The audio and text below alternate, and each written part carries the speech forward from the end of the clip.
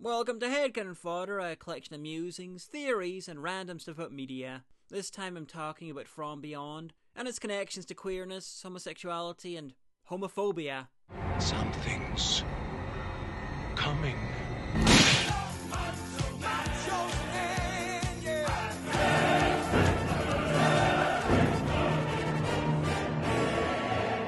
Before I begin, if you like the video, please give me a like, a sub, hit any bells in grabbing distance, or just leave a comment. YouTube likes it when you do. And if you enjoy what I do, have some extra coppers, and want to help me make videos as important as this, or less so, please consider heading over to Patreon and checking out the rewards. Or the Ko-fi to shower me in minion blood. Or the Redbubble where you can buy goods such as a t-shirt that explains how I made you gay. Or queer. Or trans. It's a great coming out present. You can even direct any questions to your shirt. Anyway, some years ago I did a review of Stuart Gordon's From Beyond adaptation, and in the review I spent a little bit of time talking about the almost definitely unintended subtext that the film is essentially a horror movie from the point of view of a deranged homophobe. In the review I talked about how I did some googling and I was apparently the first person to make this connection, and I was mystified that no one else had seen it. Now, many years later, I still seem to be the only person who has realised this, so I decided to do a separate video on it, in the hope that someone more successful than me plagiarises it. At least then the idea might get some traction. Besides, the From Beyond review is one of those videos that likes to disappear because YouTube hates tits and loves copyright strikes, so the chances are that some of you who watch this won't have seen it, so this might be new. Anyway, From Beyond was based on the H.P. Lovecraft story of the same name. It's about Dr. Pretorius, who uses a resonating machine to connect our world with a parallel reality full of weird things, and his reluctant assistant Tillinghast, who's been left damaged in the aftermath. It's all typical Lovecraft stuff, except in the original short story, Tillinghast was the name of the doctor and the assistant was nameless. The name Pretorius came from the Bride of Frankenstein, which deliberately sought to be as queer as the 1930s would allow. In it, Pretorius teamed up with Dr. Frankenstein to create the Bride of Frankenstein, and everyone involved relished the chance to make a film about two camp men with a love-hate relationship teaming up to create a fabulous, powerful, statuesque diva of a woman. The Bride of Frankenstein.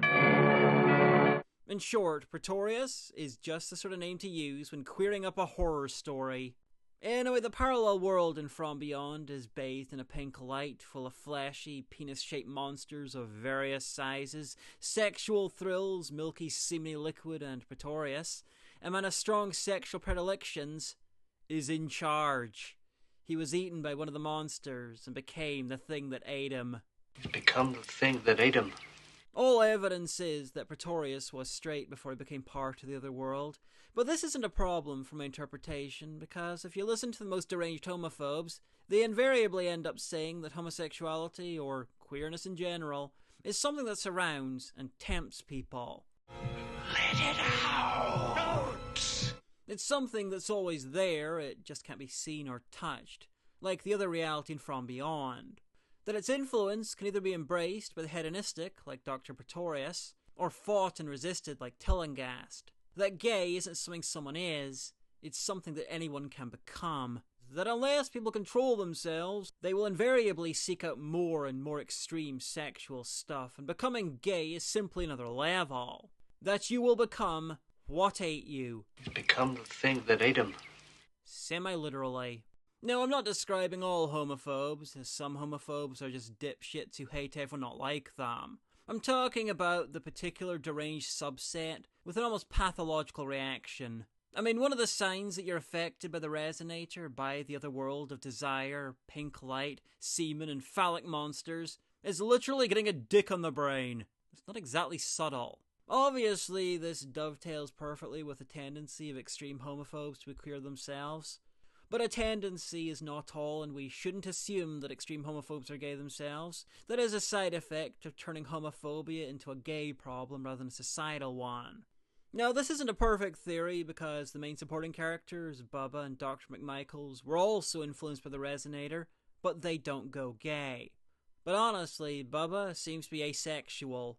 In a movie where he's influenced by a realm that heightens sexual desire, sees some S&M and hangs out with Barbara Crampton, dressed like this, The closest thing to a sexual reaction he gives is when he smells his own cooking. Maybe this is why he's the only person that gets killed.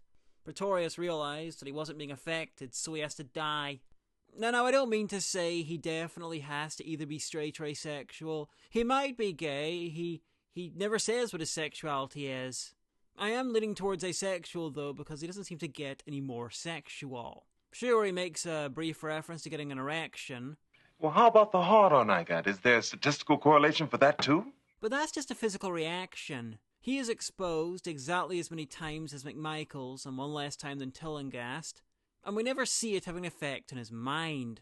And Dr. McMichaels definitely isn't going gay. She's dolling herself up, becoming powerful and in charge of her own sexuality, a diva, if you will, which if anything indicates that the parallel universe beyond isn't just homosexuality, it's gay male homosexuality in particular. The type of homosexuality that gets special ire from deranged homophobes, because, let's be honest here, a lot of the most deranged homophobes out there do not believe that lesbianism is even a thing.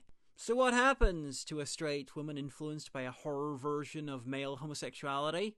What does she turn into? A diva, a high-level fag hag, or possibly a drag persona. It's changing us, Doc. Interestingly, Tillinghast seems to be in love with Pretorius, at least that's my interpretation of his doe-eyed looks, and Combs' performance in general. Plus, it adds extra depth to the film. The straight man that he loves is corrupted and finally open to him, but only if he gives into the evil, which he finally does in an effort to save the others. To reinforce this idea, Tillinghast's heroic sacrifice involves him and Pretorius going inside each other and a lot of bodily fluids. Obviously, Pretorius, once he's gone beyond, is not gay in text. He's interested in McMichaels. But we still get this line. Another life, I would have enjoyed you in another way. Which can be interpreted in a few different ways. Not least because this whole thing could also be taken as a metaphor for AIDS.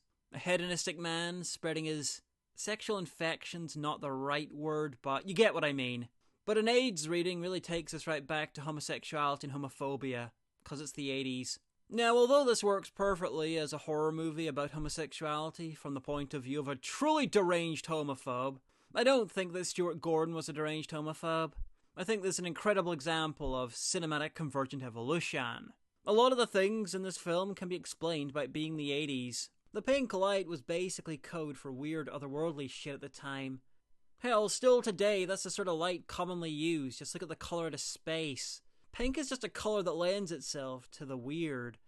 Strong pink in particular.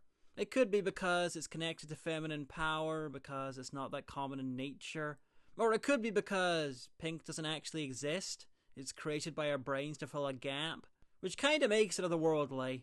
The weird squishy monsters, often being penis-shaped, is because penises are a very simple, functional shape that's very easy to project onto stuff. Hell, even some of the villainizing of sex and stuff makes sense because it's the 80s. Like I said before, AIDS. It overshadowed the whole decade. The film is about sexual desire and going further with that. And in a homophobic society, which we still very much are, homosexuality is beyond, it is the other. Which means it lends itself to the themes of the film much better than the intended theme of straight people be horny, yo! Anyway, in short, From Beyond is about a guy breaking a hole in reality to another reality next to ours, full of weird sexual stuff and is changed by it. And at every step in making the film, they probably accidentally decided to evoke homosexuality, which has a side effect of making it an almost perfect mirror for how deranged homophobes see homosexuality, as something separate that can infect and warp you, as something that should be struggled against. And it's almost definitely a total accident. And since I don't have an ending, I'm just going to end this with a bit from my review because it says it all. I've come across people interpreting homosexuality into everything from Hamlet to Abraham Lincoln, and this film somehow flew under the radar? Really? A penis is eating Jeffrey Combs. Sigmund Freud said sometimes a cigar is just a cigar. Oh yeah? Well, sometimes it's a big brown dick.